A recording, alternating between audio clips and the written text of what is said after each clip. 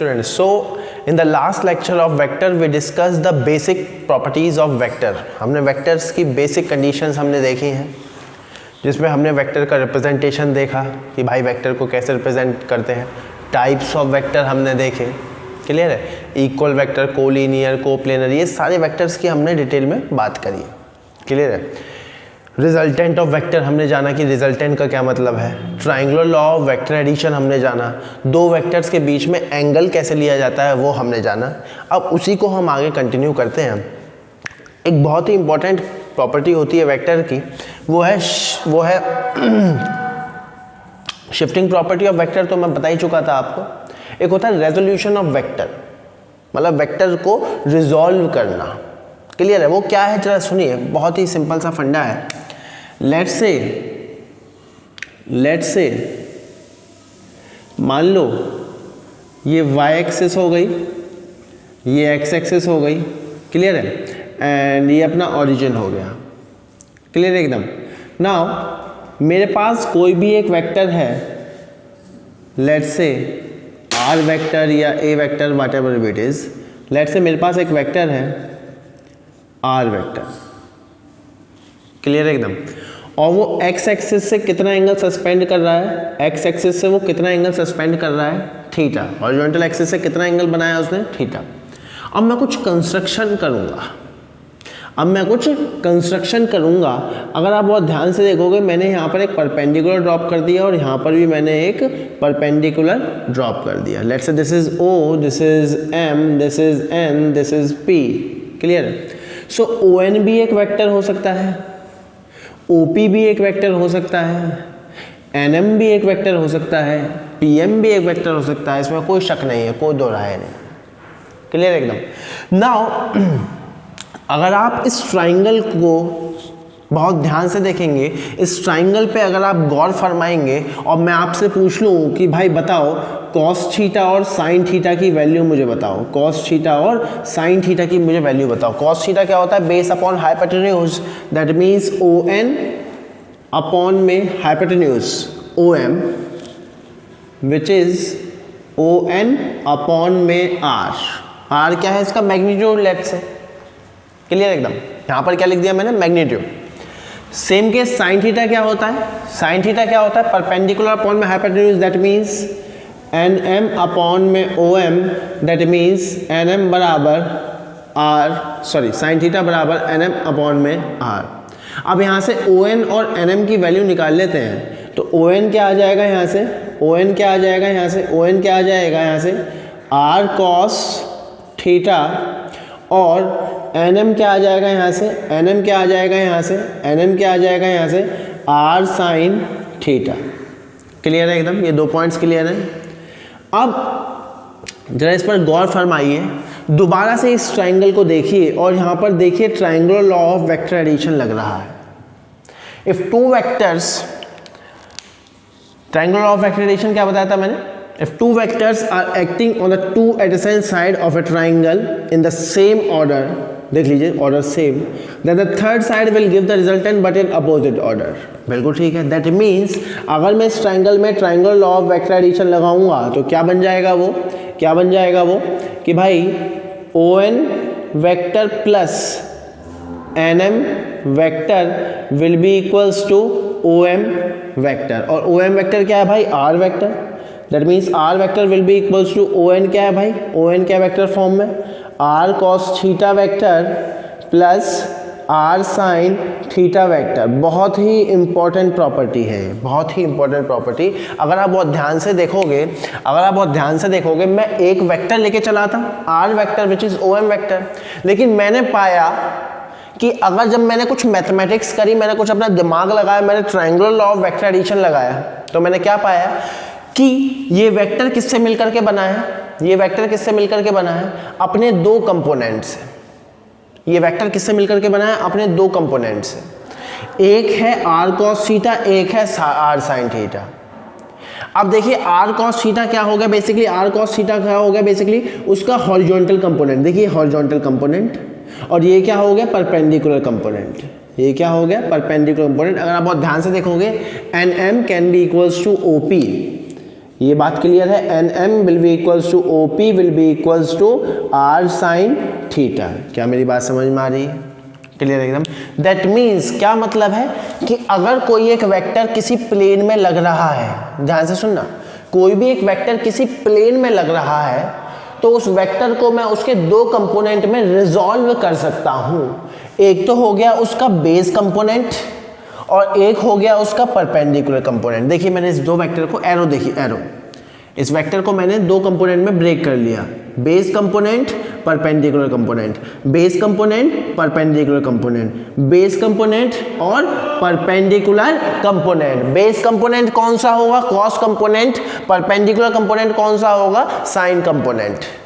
Clear है? कई बुकों में ऐसे लिख देते हैं कि वेक्टर को मैंने उसके एक्स कंपोनेंट और वाई कंपोनेंट में रिजॉल्व कर लिया, एक्स कंपोनेंट क्या होगा? Cos, which is wrong.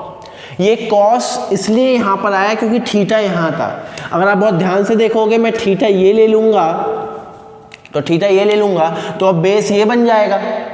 ये तो आपको मालूम ही है, किसी भी एक ट्राइंगल में, राइट एंगल ट्राइंगल में अगर ये थीटा है तो ये बेस हो गया, अगर थीटा ये है तो बेस ये हो जाएगा। क्लियर है एकदम? अब मान लो थीटा मैंने ये ले लिया तो ये क्या हो जाएगा? कॉस कंपोनेंट, और ये क्या हो जाएगा? Perpendicular component. क्या मेरी बात समझ में आ रही है? दैट मीन्स हमें कैसे ध्यान रखना है, आर कॉस थीटा बेसिकली क्या हो गया, इसको ऐसे समझेंगे हॉरिजॉन्टल कंपोनेंट, ये क्या हो जाएगा? हॉरिजॉन्टल कंपोनेंट, और आर साइन थीटा क्या हो गया?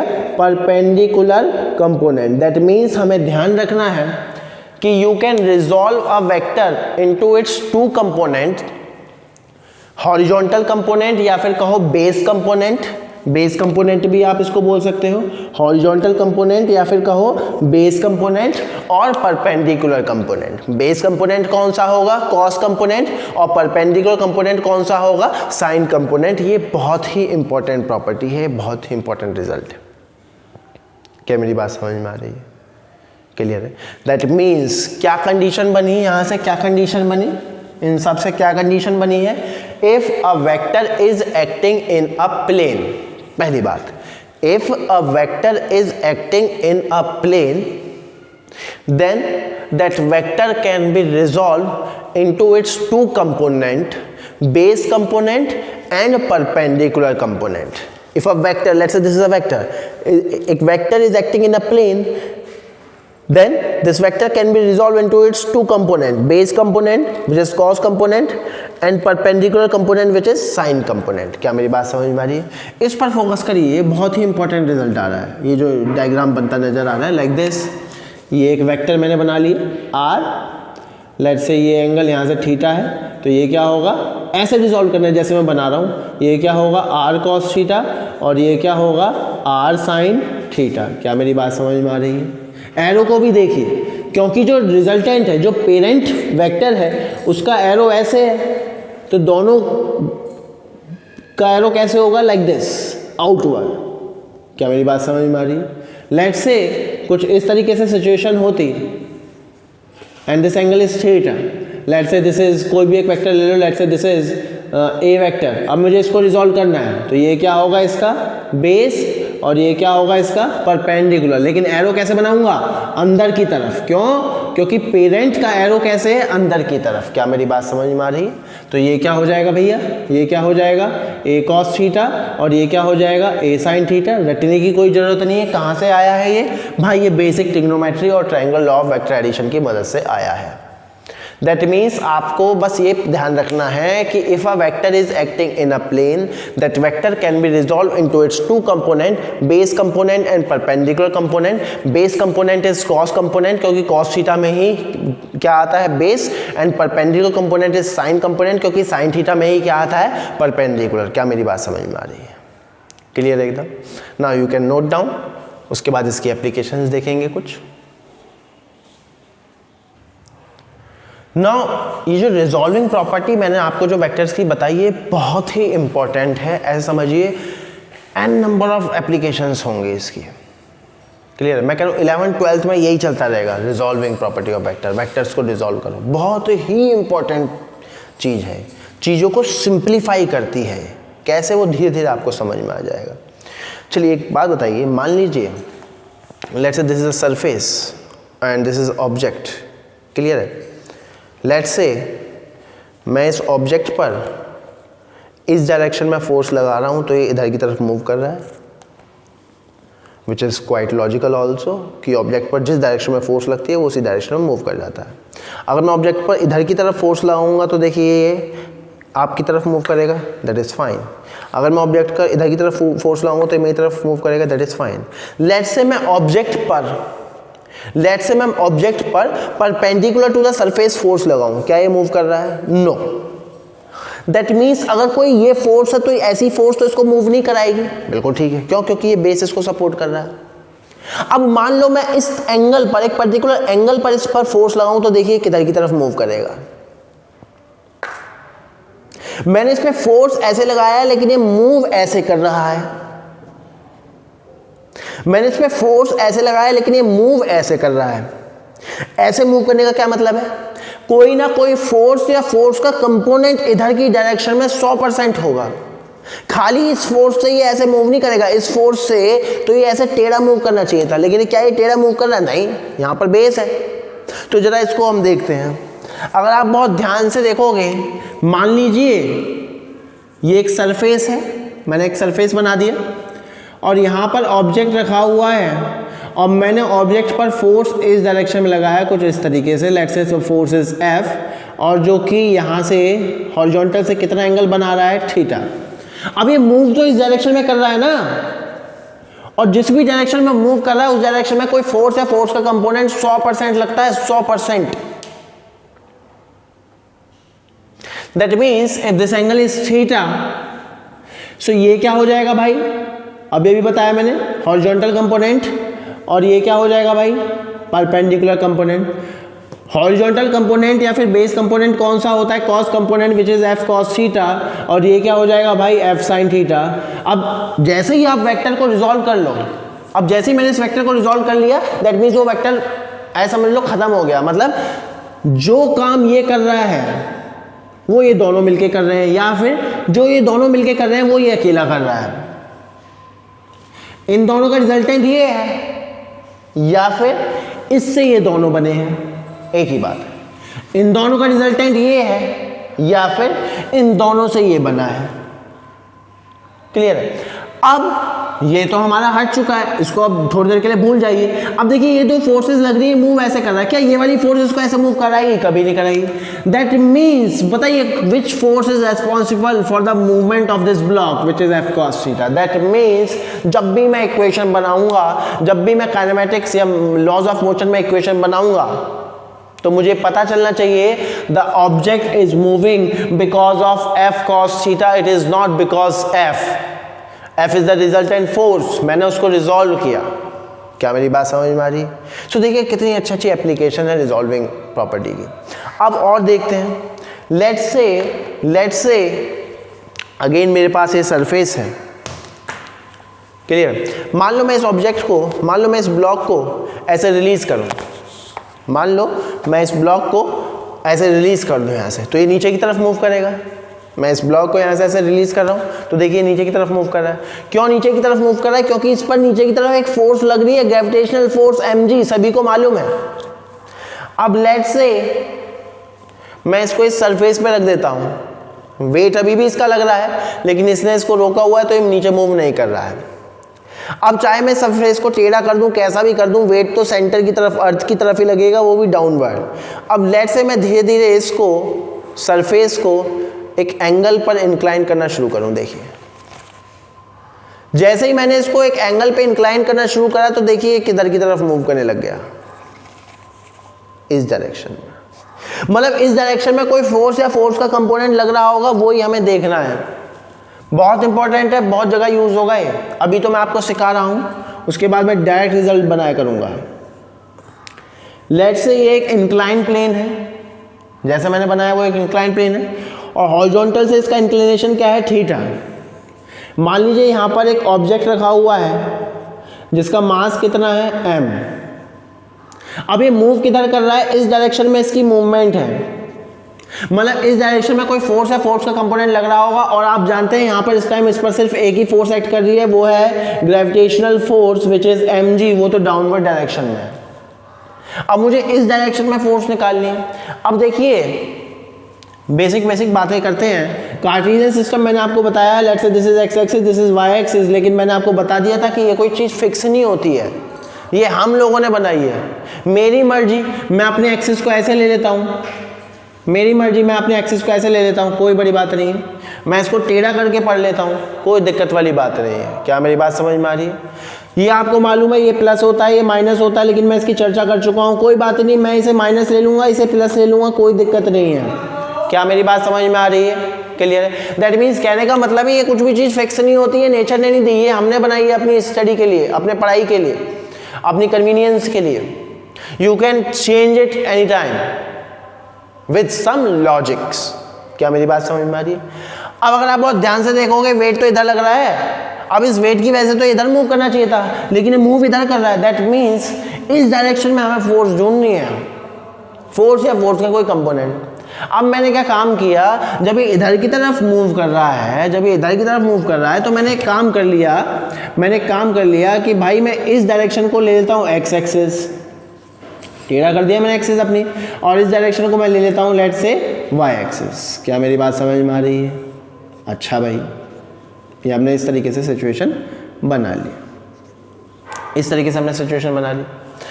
अब अगर मुझे ये वाला एंगल कैसे पता चल जाए, मेरा काम बन जाएगा। ये वाला एंगल निकालना कोई बड़ी बात नहीं है। अगर आप बहुत ध्यान से देखोगे, ये थीटा है, ये एंगल कितना होगा 90, तो ये वाला एंगल कितना होगा, ये छोटा सा एंगल कितना होगा, ये वाला एंगल 90 माइनस थीटा। इस ट्राइंगल से, इस ट्राइंगल पे फोकस करिए, इस ट्राइंगल पे फोकस करिए। ये एंगल थीटा है, ये 90 डिग्री है, ये एंगल कितना होगा 90 माइनस थीटा। कैसे? क्योंकि तीनों का सम कितना होता है 180 डिग्री, तीनों एंगल का सम कितना होता है 180 डिग्री। अब ये छोटा सा एंगल निकल गया ना, अब एक्स और वाई में कितना एंगल होता है 90 डिग्री, मतलब कि ये पूरा एंगल कितना है, जो मैंने डार्क कर दिया है, ये एंगल कितना है, ये 90 डिग्री है।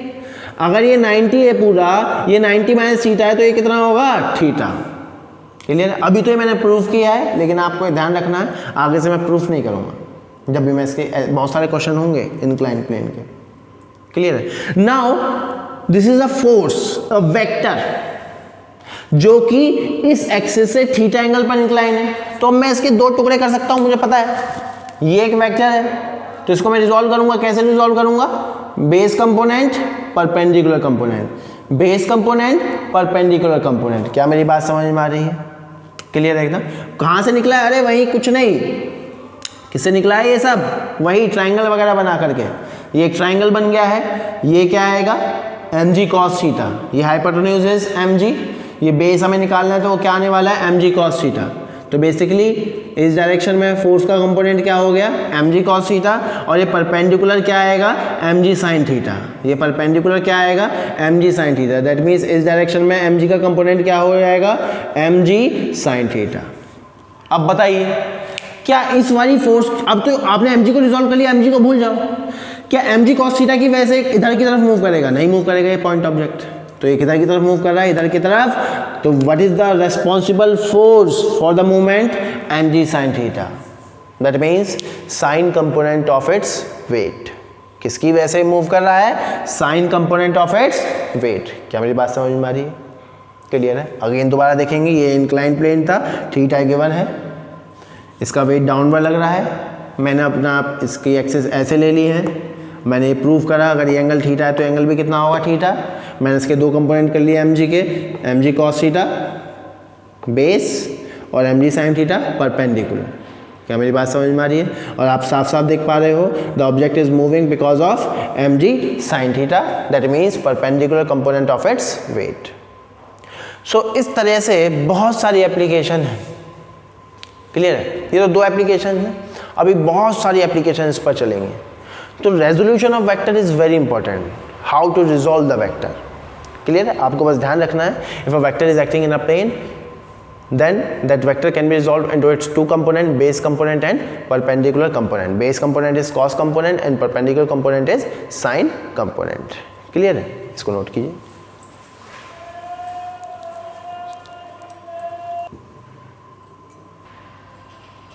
सो यहाँ पे हमने सीखा कि how to resolve a vector. Clear है? हमने वेक्टर को रिजॉल्व करना सीख लिया है। अब अगर आप बहुत ध्यान से देखोगे तो triangular law of vector addition में हमने क्या पढ़ा था, triangular law of vector addition में हमने क्या पढ़ा था, रिजल्टेंट वेक्टर के बारे में पढ़ा था। क्या रिजल्टेंट वेक्टर के मैग्नीट्यूड के बारे में पढ़ा था या डायरेक्शन के बारे में पढ़ा था, डायरेक्शन के बारे में पढ़ा था कि अगर दो वेक्टर एक पॉइंट पर एक्ट कर रहे हैं तो जो उन दोनों का रिजल्टेंट है वो कहीं इनके बीच में से जाएगा। अब अगर आप बुक खोल के देखोगे तो उसमें और भी कई लॉ बताते हैं कि जैसे like polygon law of vector addition this and that so and so, ऐसा कुछ नहीं है, सब कुछ triangular law of vector addition से मिलकर के बना है। लाइक क्या है मैं आपको बताता हूँ। वो कहता है मान लीजिए 3 वेक्टर ऐसे एक्ट कर रहे हैं, vector A, vector B and vector C, या एक और ले लो लेट्स से वेक्टर डी। अब इन सभी वेक्टर का रिजल्टेंट निकालना है, तो कोई बात नहीं भाई, ट्रायंगुलर लॉ तो पता है ना। आप इन दो वेक्टर के पर गौर फरमाइए। अब देखिए दो वेक्टर बैक टू बैक लग रहे हैं सेम ऑर्डर में, तो इन दोनों का रिजल्टेंट कैसे बनेगा, लाइक दिस। इन दोनों का रिजल्टेंट कैसे बनेगा, लाइक दिस। ट्रायंगल बन गया। देखिए इन दोनों का रिजल्टेंट ये होगा, और वो कितना होगा, vector A plus vector B, और डायरेक्शन मैंने बिल्कुल ठीक बनाई है। The tail of resultant coincide with the tail of the first vector and the head of resultant coincide with the head of the last vector. अब जैसे ही आपने इन दोनों का रिजल्टेंट निकाल लिया, इसका क्या मतलब है, मतलब जानिए इस वेक्टर का क्या मतलब है। ये अकेला वेक्टर इन दो के बराबर, मतलब ये वेक्टर वही काम करेगा ये जो दो मिलकर कर रहे हैं, तो इन दोनों को खत्म हो गया। अब तो ये दोनों का काम खत्म हो गया। ऐसा समझिए, इसको मैं रब कर देता हूँ, मैं रब नहीं कर रहा हूँ, लेकिन इन दोनों को अभी थोड़ी देर के लिए भूल जाइए।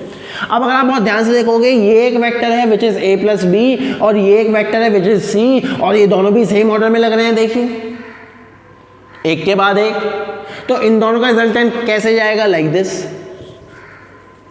और वो क्या होगा, ए प्लस बी प्लस सी। डायरेक्शन बिल्कुल ठीक बनाइए, डायरेक्शन बिल्कुल ठीक बनाइए। रिजल्टेंट का टेल फर्स्ट वेक्टर के टेल से कोइंसाइड कर रहा है, रिजल्टेंट का एंड लास्ट वेक्टर के एंड से कोइंसाइड कर रहा है। क्या मेरी बात समझ में आ रही? और इसका क्या मतलब है, ये अकेला इन दो के बराबर, ये अकेला इन दो के बराबर, दैट मीन्स ये वही काम कर रहा है ये जो दो मिलके कर रहे हैं। क्या मेरी बात समझ में आ रही है? क्लियर है?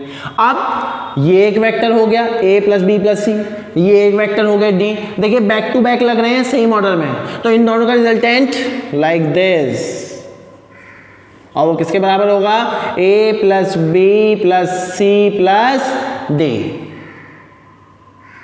और डायरेक्शन बिल्कुल ठीक बनाइए, डायरेक्शन बिल्कुल ठीक बनाइए। The tail of the resultant will coincide with the tail of the first and the end point head of the resultant coincide with the head of the last। और आप बहुत ध्यान से देखोगे ये एक पॉलीगन बन गया है, इसी को बोलते हैं polygon law of vector addition. लेकिन ये आया कहाँ से वो जानिए, triangular law of vector addition से। तो बेसिक कोर प्रॉपर्टी तो triangular law of vector addition है। क्या मेरी बात समझ में आ रही है? क्लियर? और अगर आप बहुत ध्यान से देखोगे तो ये क्या है, बेसिकली ये क्या है, इन सभी का रिजल्टेंट।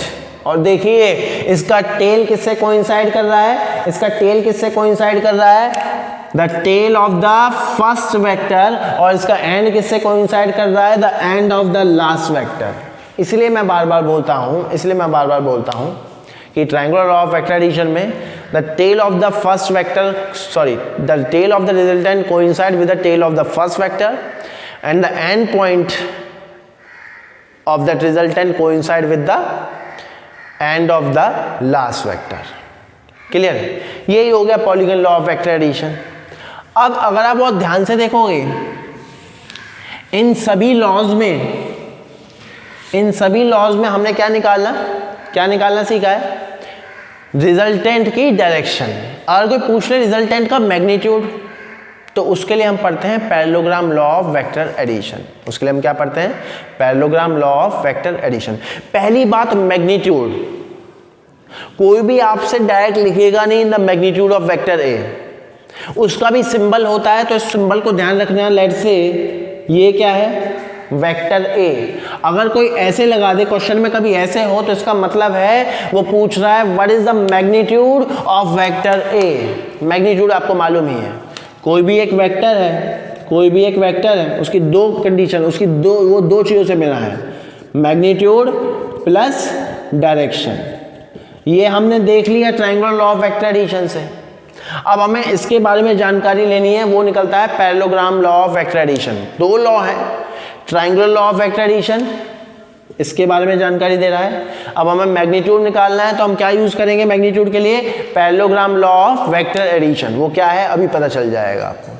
क्या मेरी बात समझ में आ रही है? क्लियर है? हेडिंग डालिए parallelogram law of vector addition. इसको नोट कर लेना। The symbol denotes what? Magnitude of vector A, किसी भी वेक्टर का मैग्नीट्यूड। ऐसे पैरेलल लाइन डंडे दो खींच देते हैं, उसी को क्या बोलते हैं? Magnitude of a vector. क्या मेरी बात समझ में आ रही है? अब parallelogram law of vector addition क्या है उसको जरा ध्यान से देखिए। Triangular law of vector addition से ही आएगा। लेट्स से मान लीजिए मेरे पास दो वेक्टर हैं, लेट्स से वेक्टर ए और वेक्टर बी। क्लियर है एकदम? अब इन दोनों का रिजल्टेंट तो कहीं यहीं से ही जाएगा, like this is the resultant. Triangular law of vector addition मुझे मालूम ही है, आर वेक्टर बराबर A vector plus B vector. मुझे क्या निकालना है? मुझे क्या निकालना है? आर वेक्टर का मैग्नीट्यूड। मुझे क्या निकालना है? आर वेक्टर का मैग्नीट्यूड। क्या मेरी बात समझ में आ रही है? क्लियर है? अब देखिए, क्या मुझे शिफ्टिंग प्रॉपर्टी मालूम है वेक्टर की? यस। अब मैं b को शिफ्ट कर रहा हूं। देखिए पहले मैं b को शिफ्ट करूंगा। शिफ्टिंग प्रॉपर्टी क्या कहती है? You can shift a vector in the same plane without changing its magnitude and direction. सबसे पहले मैंने b को शिफ्ट किया तो मैंने b को कुछ इस तरीके से बना दिया। सबसे पहले मैंने b को शिफ्ट किया और b को मैंने कुछ इस तरीके से बना दिया, दैट्स फाइन। मैंने b को कुछ इस तरीके से बना दिया, दैट्स फाइन। क्या मेरी बात समझ में आ रही है? क्लियर है एकदम? अब देखिए a वेक्टर ये रहा और b वेक्टर ये रहा, और दोनों की टेल कोइंसाइड कर रही है। इस दौरान ये दोनों वेक्टर आपस में जितना भी एंगल सस्पेंड करते हैं उसी को क्या बोलते हैं? Angle between two vectors. That means here theta is what? Theta is what? Theta क्या हो गया? Angle between. थीटा क्या हो गया? Angle between vector A and vector B. दोनों वेक्टर्स के बीच में एंगल। क्या मेरी बात समझ में आ रही? अब देखिए मैं ए को भी शिफ्ट कर देता हूं। अब मैं जरा ए को भी शिफ्ट कर देता हूं, like this you can shift the vector A. बिल्कुल ठीक बात है, within the same plane. और देखिए ये क्या बन गया? एक पैरेललोग्राम। इसीलिए इसका नाम पड़ा parallelogram law of vector addition. इसलिए इसका क्या नाम पड़ा? Parallelogram law of vector addition. It is used to calculate the magnitude of the resultant of two vectors where theta is the angle between two vectors जिनका resultant हमें निकालना है। क्या मेरी बात समझ में आ रही है? क्लियर है? अब अगर आप बहुत ध्यान से देखोगे मैं थोड़ी सी यहां पर कंस्ट्रक्शन करूंगा। Let's say this is O, this is P। अब मैं यहां पर क्या डाल देता हूं? लेट्स से एक परपेंडिकुलर ड्रॉप कर दिया और इसको मैंने यहां से ज्वाइन कर दिया, and let's say this is Q। क्या मेरी बात समझ में आ रही है? क्लियर है? अब अगर आप बहुत ध्यान से देखोगे ये दोनों क्या है? पैरेलल। और ये क्या हो गया भाई? ट्रांसवर्स। ये दोनों क्या है? पैरेलल। ये क्या हो गया? ट्रांसफर। अगर ये एंगल थीटा है तो ये एंगल भी कितना होगा? थीटा। अब देखो एक वेक्टर है, वेक्टर बी, ये हॉरिजॉन्टल से थीटा एंगल बना रहा है। Resolve it. दैट मीन्स ये क्या होगा? ये क्या हो जाएगा? बी कॉस थीटा, और ये क्या हो जाएगा? B sine theta. या फिर आप इस ट्राइंगल से लेट्स से दिस इज के, इन ट्राइंगल पी के क्यू आप कॉस थीटा और साइन थीटा निकालिए, वो रिजल्ट आएगा। दैट मीन्स ये क्या हो जाएगा? बी कॉस थीटा, और ये क्या हो जाएगा भाई? B sine theta. कैसे किया है मैंने? वेक्टर्स को रिजॉल्व किया है। मैं ट्राइंगल से भी निकाल सकता हूं, लेकिन नहीं, अब मुझे वेक्टर रिजॉल्व करना आता है तो मैं वेक्टर को ही रिजॉल्व करूंगा। दिस इज बी वेक्टर, सो ये क्या हो जाएगा? बी कॉस थीटा, और ये क्या हो जाएगा? B sine theta.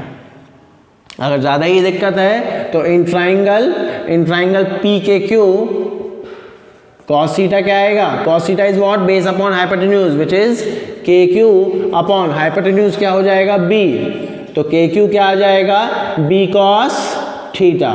Similarly perpendicular क्या आ जाएगा? B sine theta. क्लियर है एकदम। लेकिन अब हमें ऐसे नहीं करना है, अब हमें वेक्टर रिजॉल्व करना आ गया है। सो ये एक वेक्टर है जो कि हॉरिजॉन्टल से थीटा एंगल बना रहा है। सो ये बी कॉस थीटा हो गया और उसके सामने वाला क्या हो गया, B sine theta. That means मैं इसको ऐसे रिजॉल्व करूंगा, this is B cos theta, this is B sine theta और ये इसके बराबर होगा। अब अगर आप बहुत ध्यान से देखोगे तो in triangle O P Q, in triangle O P Q Pythagoras theorem लगाइए। पाइथागोरस थ्योरम वो क्या कहता है, ओपी का square will be equal to what, O Q का square will be equal to what, P Q का square. क्या मेरी बात समझ में आ रही है? अब ओपी क्या है, आर, ओपी क्या है, आर, तो ये क्या हो गया भैया, आर का स्क्वायर। ओ क्यू क्या होगा, लेंथ जाननी है मुझे, ओ क्यू क्या होगा, यहाँ से यानी कि यहाँ तक इसकी लेंथ क्या है, ए, ये क्या है, बी कॉस थीटा, तो ये क्या हो गया, A plus B cos theta का whole square plus P Q क्या है, बी साइन थीटा का होल स्क्वायर। क्या मेरी बात समझ में आ रही है? इसको हम रिजॉल्व करेंगे, इसको हम सॉल्व करेंगे, ए प्लस बी का whole square which is equal to A square plus 2ab plus B square. That means R square, ये यहाँ पे सॉल्व कर रहा हूँ मैं, R square will be equals to किसके बराबर होगा, A square plus 2ab cos theta plus B square cos square theta plus B square sine square theta. अब यहाँ से बी स्क्वायर कॉमन निकाल लो तो क्या बन गया, ये A square plus 2ab cos theta plus B square sine square theta plus cos square theta. Sine square theta plus cos square theta क्या होगा, 1। तो आर स्क्वायर बेसिकली क्या आ गया, A square plus B square plus 2ab cos theta. That means R क्या आ गया, R क्या आ गया, under root A square plus B square plus 2ab cos theta. And this is the most important relation. ये क्या निकाल दिया हमने, आर का magnitude, the resultant of A and B का मैग्नीट्यूड।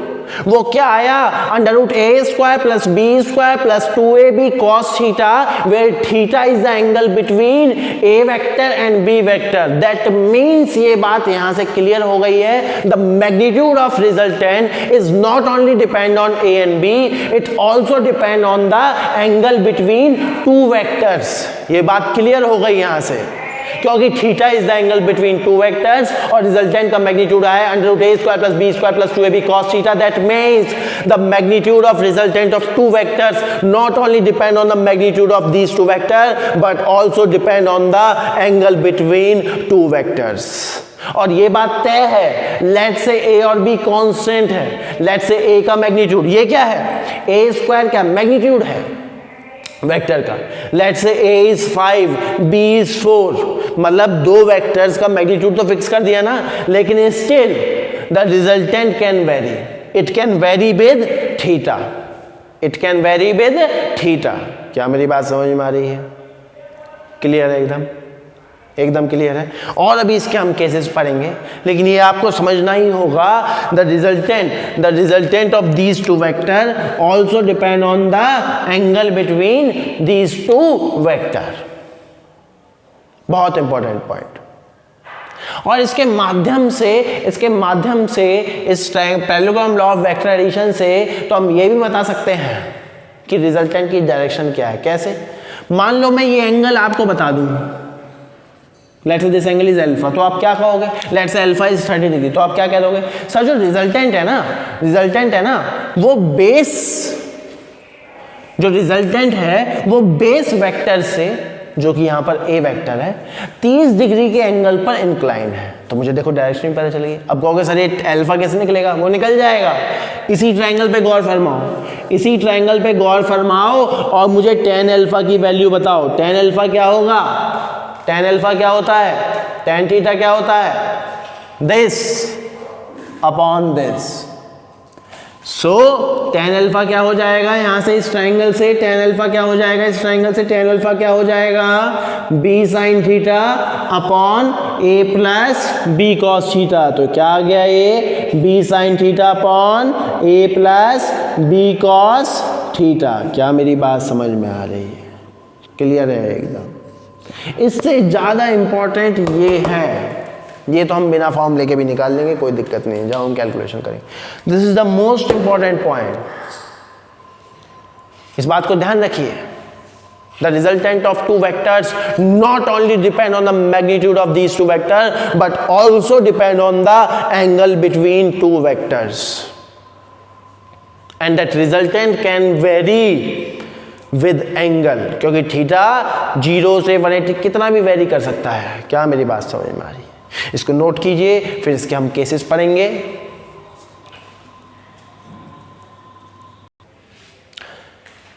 सो हमने देख लिया कि अगर मान लो दो वेक्टर हैं, vector A vector B and theta is the angle between these two vector, तो ये बात तो हमें पता है triangular law of vector addition से कि भाई इन दो वेक्टर का रिजल्टेंट कहीं इनके बीच में से जाएगा। लेकिन पैरेललोग्राम लॉ से मैंने उसका मैग्नीट्यूड भी निकाल लिया। ये क्या है मैग्नीट्यूड, और वो कितना है √a² + b² + 2ab cos theta. और यहाँ से ये बात क्लियर हो गई, the magnitude of resultant not only depend on the magnitude of a and b but also depend on the angle between these two vector. अब हम कुछ केसेस देखते हैं। अब आप बहुत ध्यान से देखोगे तो थीटा तो कुछ भी हो सकता है ना, थीटा कुछ भी हो सकता है। कुछ स्पेशल केस देखते हैं, 0, 180 डिग्री एंड 90 डिग्री। 0 का क्या मतलब है, पहले रिप्रेजेंटेशन भी करूंगा। 0 का क्या मतलब है, लेट्स से एक वेक्टर ऐसे लग रहा है a और b वेक्टर भी ऐसे ही लग जाए, तो दोनों के बीच में एंगल कितना हो गया, 0। तो कहाँ पे वैल्यू पुट करेंगे तो क्या आ जाएगा, क्या आ जाएगा, रिजल्टेंट का मैग्नीट्यूड क्या आ जाएगा, √a² + b² + 2ab cos 0 कितना होता है 1, तो क्या आ जाएगा ये 2ab। अब ये a² + b² + 2ab क्या बन गया, a + b का whole square, that means √a + b का होल स्क्वायर से अंडर रूट कैंसिल, तो क्या आ गया ये simply a + b। That means क्या मतलब है, जब भी दो वेक्टर सेम लाइन में लग रहे होंगे पैरेलल वेक्टर, तो उनका रिजल्टेंट सिंपली क्या होगा, the addition of these two. और बिल्कुल ठीक बात है ना यार, मान लो ये पेन है, मैं इसको 10 न्यूटन की फोर्स से इधर से खींचूं और 5 न्यूटन की फोर्स से इधर की तरफ ही खींचूं, तो इस पर नेट फोर्स कितनी लग रही है, 15 Newton in this direction. Clear एकदम।